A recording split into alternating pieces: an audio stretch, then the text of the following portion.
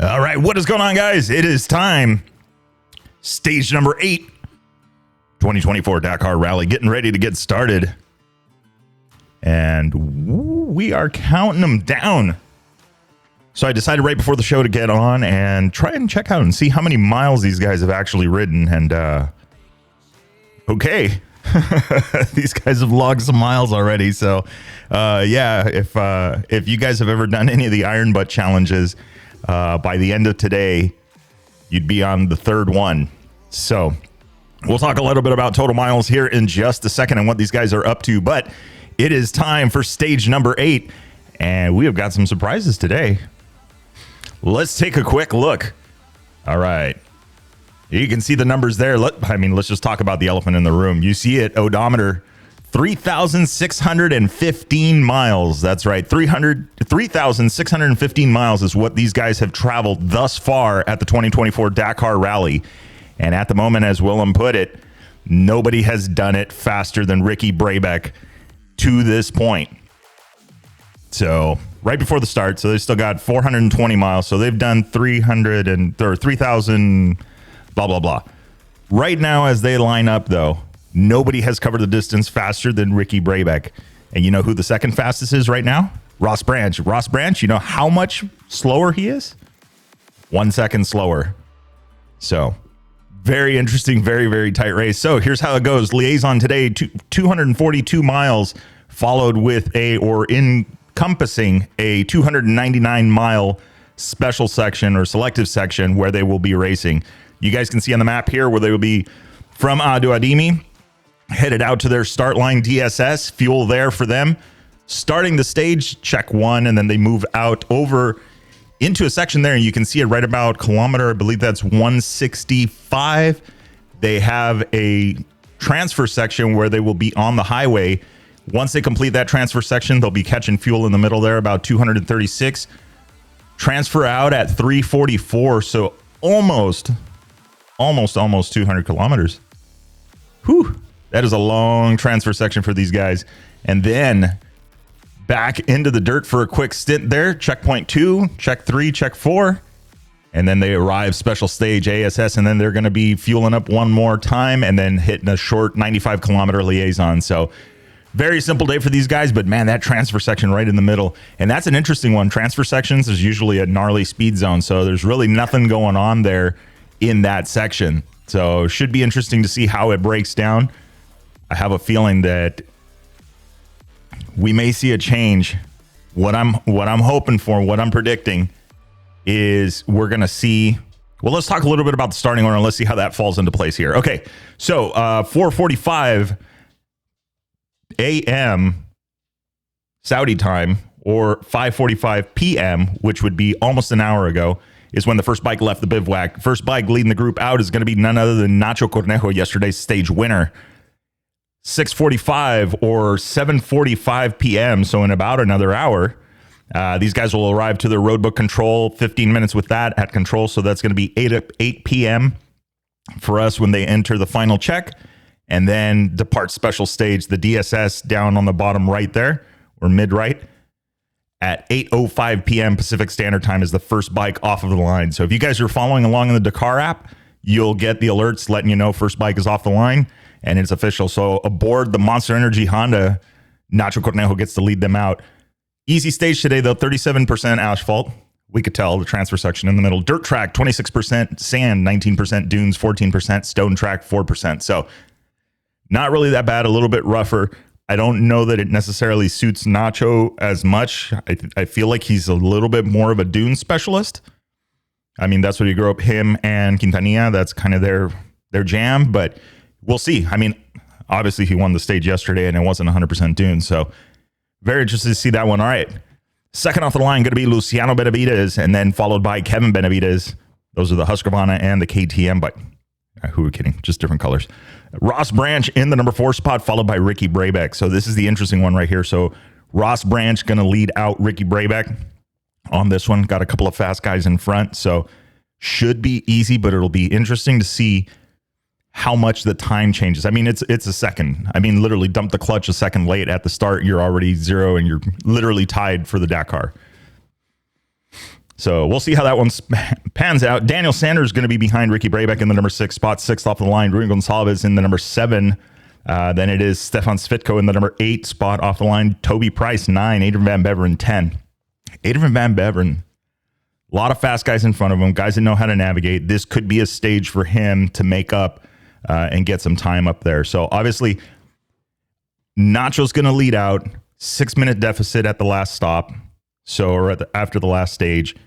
So it'll be interesting to see how if he can hang on to it, he, maybe pick up some bonus time, do a little bit of work there, see how it progresses. I really don't want to see him fall off of the top 3. I'd love to see him there to back up Ricky, up at the top spot there between him and Ross Branch. That would be great to see that. So Adrian Van Beveren, 10, and then you got Martin Micek in the number 11 spot, Devesi in the number 12, Romain Dumotier in the 13th, Konrad Dabrowski 14th, Tony Milik 15th, Harriet Noah 16th. Very well done with Harriet. He's 3rd in the Rally 2 class. Then you have Bradley Cox in the number 17 spot, Diego Gamianos in the 18th. 19 is Jacob Argybright off the line. Antonio Mayo 20th, Pablo Quintanilla 21. So a little bit back there for Quintanilla. So same thing though. He's got he's got some room to breathe. He might be able to put in some work and make up some time. So he was, I believe it was like 20-ish minutes out of the overall. I mean, I have the slide here. I guess we could take a quick peek, right? So overall through the last stage number 7, those are your top spots here. Overall standing, Ricky Brabec, of course, 32, 37, 20. Ross Branch 1 second behind. So we got Benavides, Sanders, Minchek. Yeah, so it's going to be a little bit of a ways to see Quintanilla back up top. Unfortunately, it's going to take a bunch. But you know what? It's the Dakar Rally. We still got a few stages to go. We are going 12 stages deep, 13 if you count the liaison. So we still got a ways to go. Counting them down, I did have that up. Let me see if I can open this up without crashing the computer. Let's see here. Where is the trusty spreadsheet? There it is. All right, stage 9, 10, 11, 12. So today, 8. Tomorrow morning, results for 8. And then 9, 10, 11, and 12. So 4 more stages after this. Five stages if you don't count the one that they're working on running right now. So should be interesting to see. You still got time. I believe it was Ross Branch that was quoted saying today in an interview that I watched that it takes 10,000 kilometers to win the Dakar, and it takes 1 to throw it away. Truer words never spoken. You got to hit, what is it? You got to get every to finish first. You must first finish, right? That's the mantra. So we'll see how this goes. These guys are getting ready to get lined up. So we will cut it there. What do you guys think? What's the predictions? Are we gonna see Ricky stay up top? Ross Branch maybe a little quick switch. Got a couple of stages to negotiate that.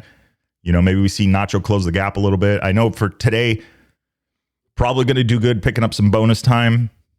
It is going to hurt him a little bit opening the stage, but I think it's going to keep him within striking distance. I kind of feel like that's the plan there, and that what could see happen. Adrian Van Beveren, though, I got a feeling he can put in the work and get some time back and get up there. Excuse me. Let's see here. Of course, the Dakar app's not going to open all fast. See, that's what I get for not having it open. I think this feels like it turned into more of a live show than it did the the stage one. So, all right, let's take a look at this really quick. I want to see this, and then we'll go. Then we'll call it a night. Okay. So let's find Van Beveren in the overalls.